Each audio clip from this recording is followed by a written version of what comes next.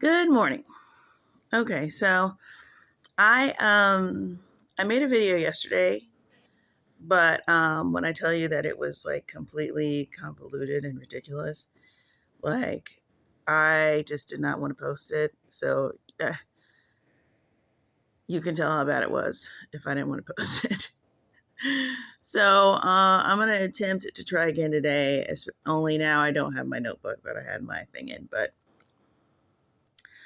I'm just gonna wing it. I'm gonna just, all that stuff I had like different topics and I tried to like make them all be about the same thing. And I think I'm just gonna jump around on this one and just cross those things off my list. But um, so I'm gonna start with something that I just remembered. And I feel like I made a video about this, but maybe I just told someone or something because I also can't really I don't know. I don't know if I made a video about it or if I did it in a video or anyways. Okay, so I just watched a thing that was like, it was like a video clip or whatever, a movie clip, and it was like some guy, he was like, why doesn't God do something about all the evil in the world, all the suffering and blah blah blah. And it reminded me of this thing that I came up with. This I don't know. I get like, scenes in my head. I guess, if you're a writer of any kind, you get scenes, you get sketches, you get bits, whatever. And so there's this scene that I had made up in my head one time of like God being like the way that we say that we want it, where he like shows up in the clouds or he shows up at your house and like everybody knows that God is around and, no one's confused.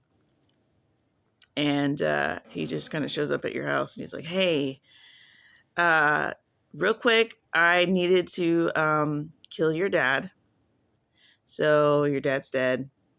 And why I had to kill your dad, let's just say he had some bad plans. So he's dead and sorry about that, but he was going to do some real heinous stuff. Okay, toodles. And then he shows up like maybe 2 weeks later and he was like, listen, I had to total your car. You were going to kill somebody. You were going to drunk drive. I know that's like totally out of your character, but you were gonna. So you didn't.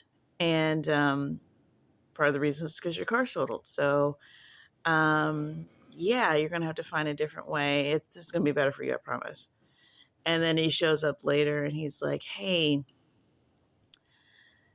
there was this guy that was going to try and like talk to you and stuff, but he was a piece of trash. So I kindly got him transferred somewhere else and you're never going to meet him. So like, just stop. You know what I'm saying? Like, because that's what it would have to be for you to have your comfy, cushy life here while there's still sin in the world. He's going to have to just let it play out, guys. He's got to just let it play out because, and then just fix it all after it's done being played out. He cannot intervene right now until everything is restored. And even if he were to make it so that Adam and Eve never sinned or destroy them immediately and start over or whatever, which he kind of sort of did with the flood, but he didn't, he kept that same strand of DNA going, which I think is an important thing for him. And also, he's think of the best sci-fi movie with the best supercomputer that's thinking of the best scenario for the best outcomes. It's like and then far exceed that. So we don't know which things are just his personal things and which are the best outcomes for the ultimate whatever. And maybe they're one and the same. And I'm sure he'll have us look at it all when we can. And that's another hallmark of a lot of these NDEs, near-death experiences, is that they go and a lot of times, um, God will say, "Do you have any questions?" I can't imagine getting up there not expecting to die that day and then having God to be like, "Do you have any questions?" I'd be like, "Oh, dang it." My brain would just be like, "Why is the sky blue? Why is the sky blue?" And I'm like, "That's not, you don't care about that." And then, not remembering anything until you get back. You're like, "I should have asked this." Oh, it would just be awful. Anyways, so a lot of people that get up there, they ask questions, they get answers immediately. They're like, "Oh yeah, yeah. Oh yeah." And very common, go up there, have God ask, "Do you have any questions?" Answer the questions, and then wipe your memory of the answers. But remember that you asked, and remember that you were satisfied by the answer. And that's it, and send you back with that. That is extremely common. I hear that like all the time. So, you just know that you have a lot of questions now that, it's kind of like when you're asleep and then you wake up and you're just like, why was I confused about that? I think a lot of our things are going to be like that too, where we're just like, you're trying to remember in the dream, like, why was I running? Like, what? Or, it's like, I was so scared. Like, it was just like, I was so scared I was running from this hamburger and fries. Like, you know what I'm saying? Like, there's a lot of things that we think are just completely grounded in some type of reason. And then when we get to a greater, more real place, we're going to be like, yeah, I'm having trouble remembering what my motivation was. So, yeah. And then speaking of NDEs, because what I was trying to talk about yesterday was very much in the vein of NDEs, because I'd watched one um, that day that wasn't really, it was more of a woman who she'd had some kind of spiritual experience. I don't think she died, but she was taken somewhere in the spirit. And it was basically like one of these false uh, paradise experiences that she had. And it just really like gripped me at the time, because aside from that video that I had made, that I was kind of going back and forth on it, because I was like, is it too harsh, is it too like whatever, like all 8 of you that watched it. But then when I was listening to hers, I was like, no, it really wasn't, it's not harsh enough, really, or not that it needed to be harsh, but mine was a little bit more open ended, and hers was very much like, yeah, no, these are fake, and anything that doesn't have Jesus, anything that doesn't have any real, it's just sort of this tangential thing that doesn't have a point. There's no, um, it's very self focused. It's not about the anybody but you, and all of these things. And she was just like going down this list, and it was very authoritative, really, much more authoritative than the people who have witnessed these things. And I think that was interesting too. It was like the people that have these experiences, like for someone who had that experience and can tell you in a very detailed way what happened, and you get the very real sense that they're telling the truth. There is no real authority behind it. Like, they seem kind of useless. It would be like if you were a witness to a murder or a crime, and you drew no real conclusions from anything. It's like, he could have been dressed, he could have been not dressed, he could have been away, he could have been asleep. It's just like, this isn't helpful at all for anything.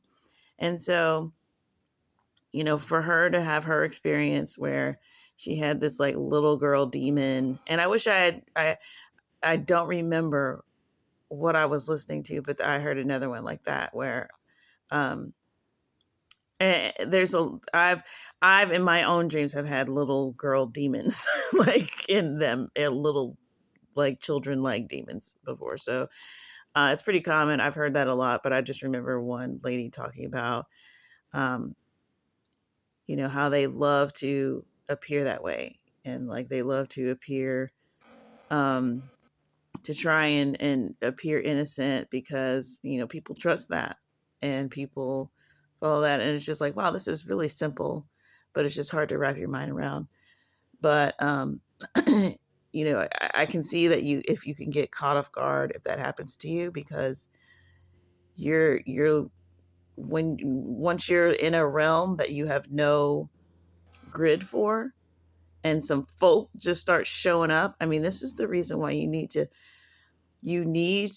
call on Jesus or ask Jesus, because just imagine being in the Wild West, or the worst neighborhood possible, and folks start coming up to you and telling you what you ought to do, and telling you how to make it. It's like, but somebody that, you know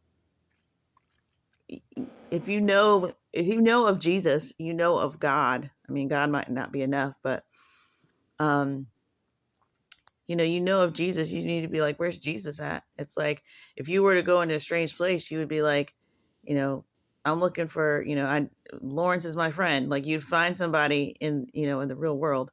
You would mention somebody that knows about that place, that could maybe help you navigate through. Like, that's what you would do. That's what they do in the movies. I've never been in a situation like that, but it's like, you mention a name when you're going to a territory. You don't just take everybody's whatever. And so it's really interesting that in a place where you have the least amount of knowledge and control and jurisdiction, and you just become the most naive person. I mean, you just don't think that spiritually, you don't think that there's any conflict there. And that's because you ain't read your Bible. So you're just doing whatever. So, you don't know that conflict, the very concept of conflict, originated there. And here you come, just ho-de-do, like you just took some thing that you weren't supposed to take. You don't have the protection of God. And now you're just in this place. And then here come these people, and they're just playing with their food. You know what I'm saying? Like, so it made me just kind of go, yeah, not only is the the false NDE thing needs to be raised awareness, but it's just like, hey, snap out of it. Just make sure, because um Jesus said some very authoritative things, and they always have Jesus as a part of it. I just watched one the other day. I had to shut it off because it was just, it went from me feeling very like sorry for the people, or feeling very like conflicted about it, to me just hearing a lot of bloviating, convoluted arrogance about it.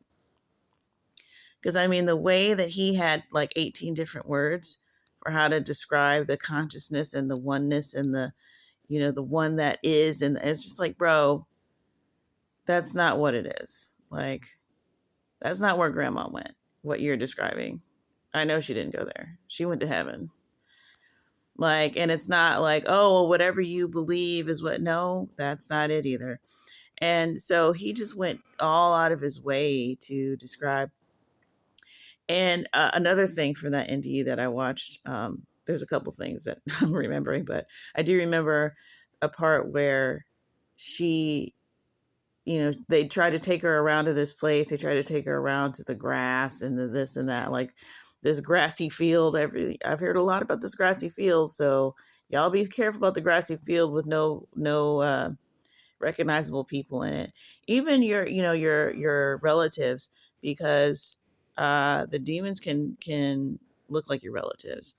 And she did something. She mentioned God. I don't even think she said Jesus. I think she just said God, or maybe she said Jesus, because as soon as she did, everybody there, like the person that was guiding her guide or whatever, like got really upset and was like, how dare you mention your God here, and like all of this stuff. And it just made me think of when she was describing that. I thought of an an NDE that I had seen where the guy said he was instantly like in a room with Jesus, which happens a lot. So I didn't have any reason to doubt him, but he was just like, um, he said, "Are you Jesus?" And the guy said, "If you like." And I just like as she was talking about her experience, I remembered that experience, and it colored my thought process of it, because she was just describing how, she was like, they can keep up the ruse for a little while, but not too long, like before it gets really like, they're not able to be very nice for very long. And if they can get you to believe something, and it's just like, wow, yeah, that was Jesus is not gonna really say that. I mean, he like, you're trying to keep an open mind, and that's part of the problem, is that we're trying so hard to keep open minds so that we don't offend other people. And that needs to take a way, way, way, way, way back seat, because this is something that um is going to affect your life if it's wrong. I mean, it's dangerous, really. And so um I just thought about it again, and I was like, yeah, would Jesus really just say that? And that's the thing. We can't be putting up with these conflicting accounts of Jesus, because, like I was saying about the guy that I just watched who went to the oneness, and, and he's just talking about, he actually did say something that was really interesting, which um, I had said before when I was trying to talk about, like, maybe there is these levels that we're all at. And he likened it to a marathon, and how, there's people at the front, there's people in the middle, and there's people way, way at the back. His thing was that, eventually those people in the back will run the race and get to the front. I don't know if that's true, but yeah, I can see how, all of our billions and trillions, and God, literally can place us all, first, second, third, fourth, fifth. I would love to see the dude at first place, whoever's, is like Jesus, and then this dude. Like, that would be amazing. I wonder who that is. But like, whoever is placed 6,477,362,281, like, he knows that person. I don't know if he even cares to rank us like that, but I know that he probably could. And uh you know his thing is like, oh well, Hitler is the very last, and eventually, though, he's going to, it might take him a million years, but I've heard that a lot too. I mean, that's a very new agey thing. It's like, eventually you'll get the gist, and no one, but I don't know if he believed that there was a hell or not, or what, but hell's just a temporary place, blah blah blah. But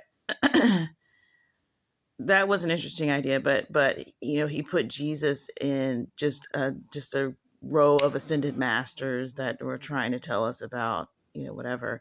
And it's like, you got to really, I don't have any more patience for it, because you haven't read the Bible. I know that you haven't, because you would be conflicted if you tried to say that.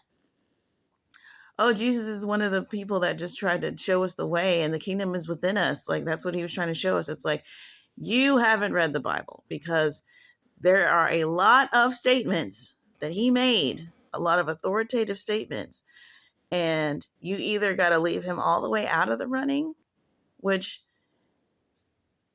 you're not going to do. Not if you want anybody to keep listening to you. Or, you got to just have him be the top guy.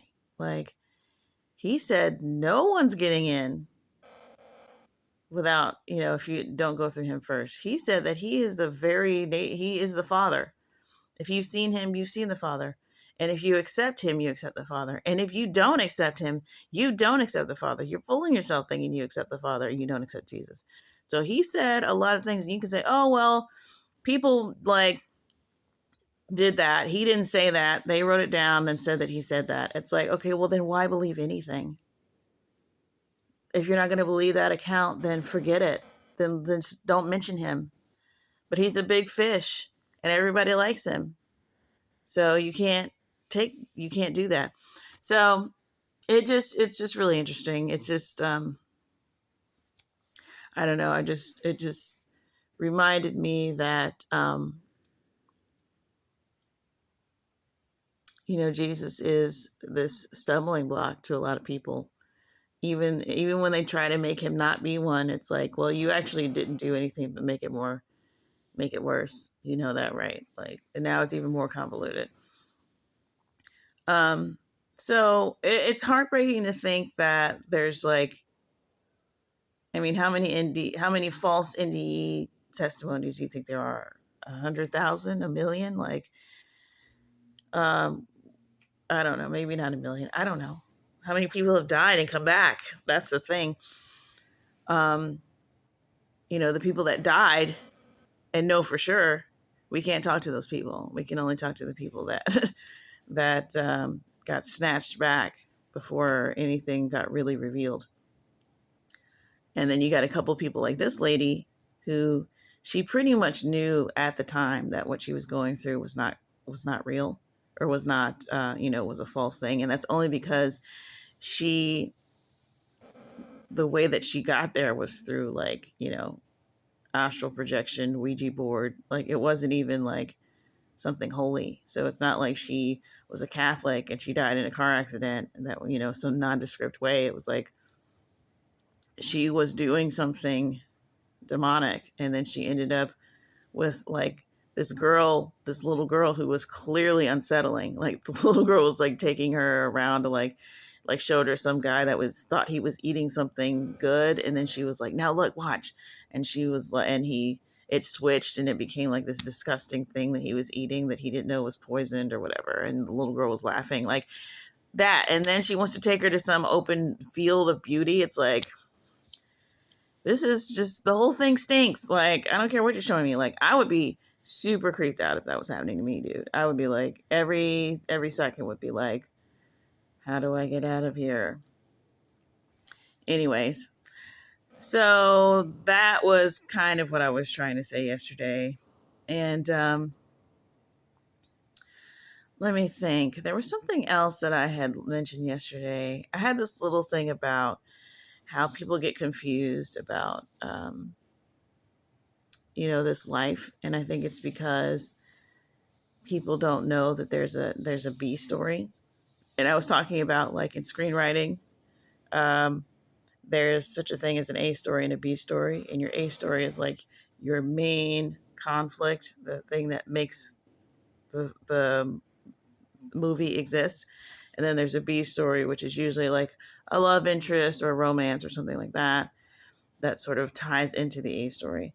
And I did the example of the Lord of the Rings because it's a pretty famously successful use of an A story and B story, because usually it's just in human nature. It's just one thing will suffer, the B story will suffer, but it'll still be a decent movie. But Lord of the Rings is one of those where they did both successfully, to the point where you can't have one without the other. I mean, that's you've really done something good when you've made the B story like intrinsic to the plot. Like, you are telling that story. And people don't think of life as a story. Most people, we're told that we are imposing a story structure on this life, but there's not really a story happening. But there's clearly a story happening. And I think our minds are going to be blown to bits continuously forever.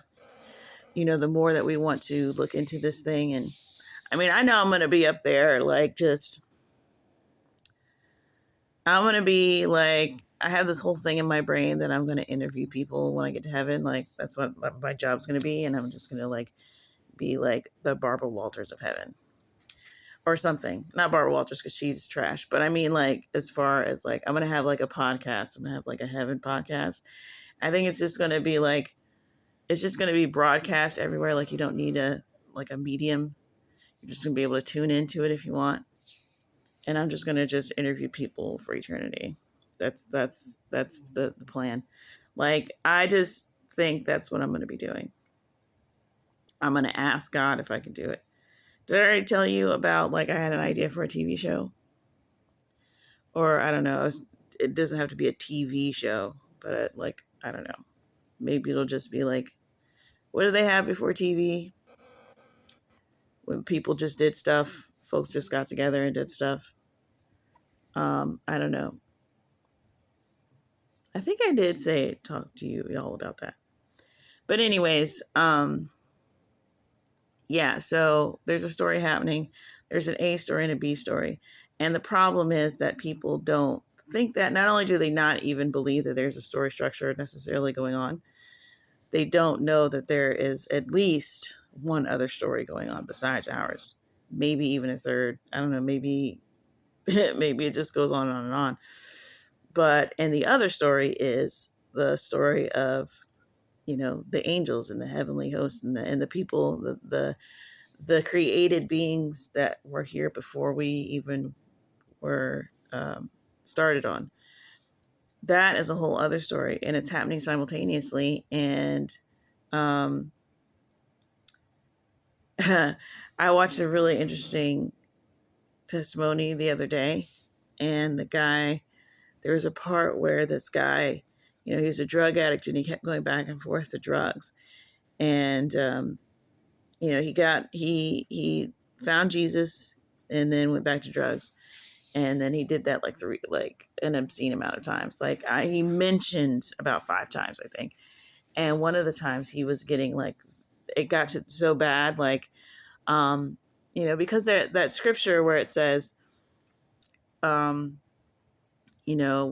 a man is, I don't know, once a man, basically the concept that Jesus was getting across is like, once a man is free of demons, it's like he's like a house that's swept clean.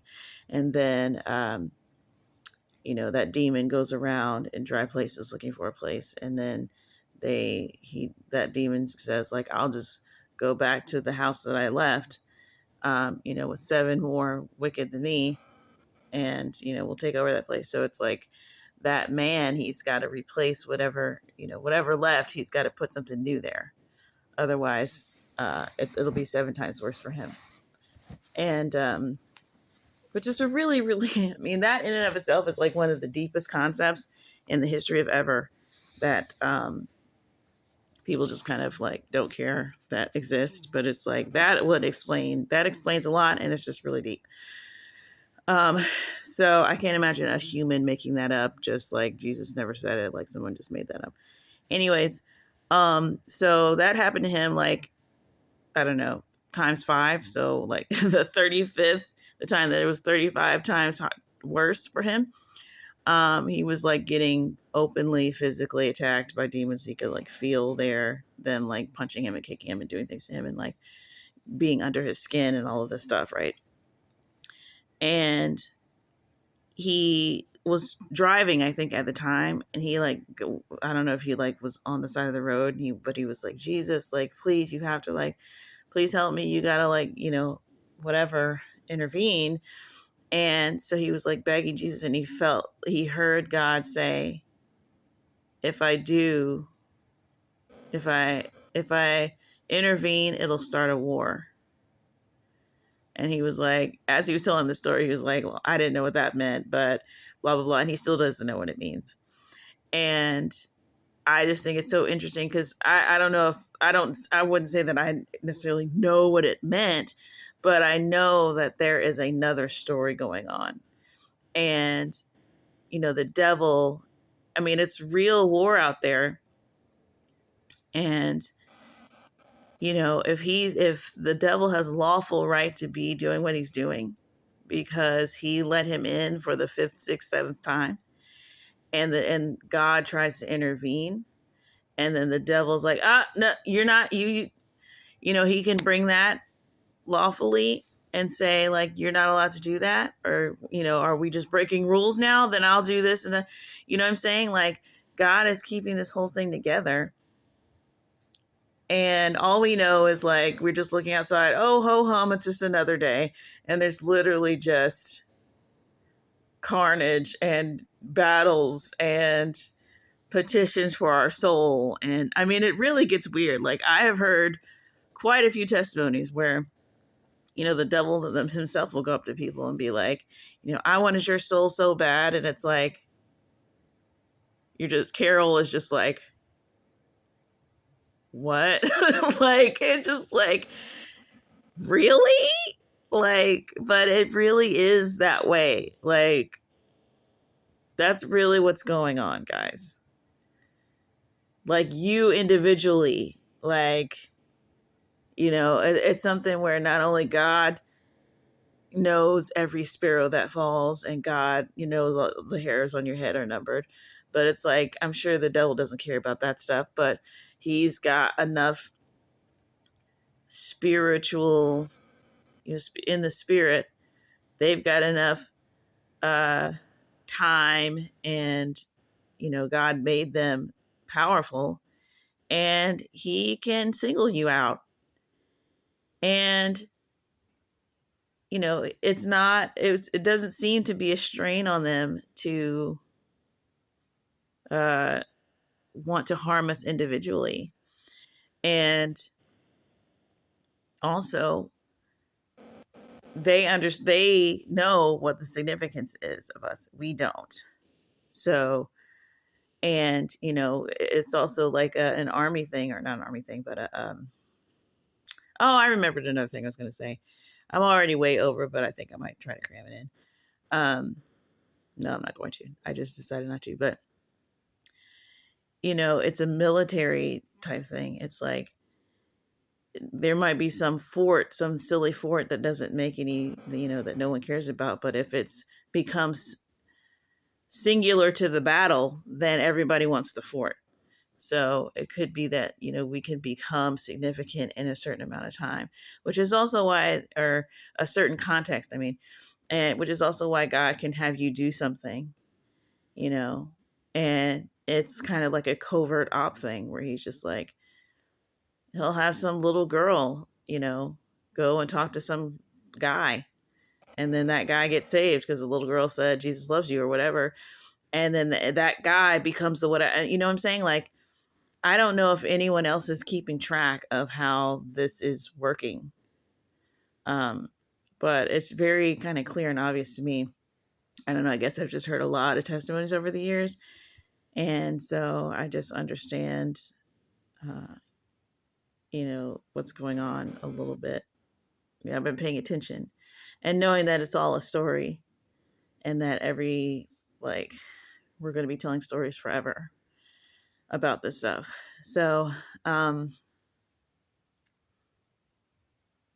yeah, I think this is definitely a better video today, even though it's long and it was rambly. Guys, I'm telling you, the last one was terrible. And then I'm just going to put the other two things that I was going to say in another video. So, ta-ta for now.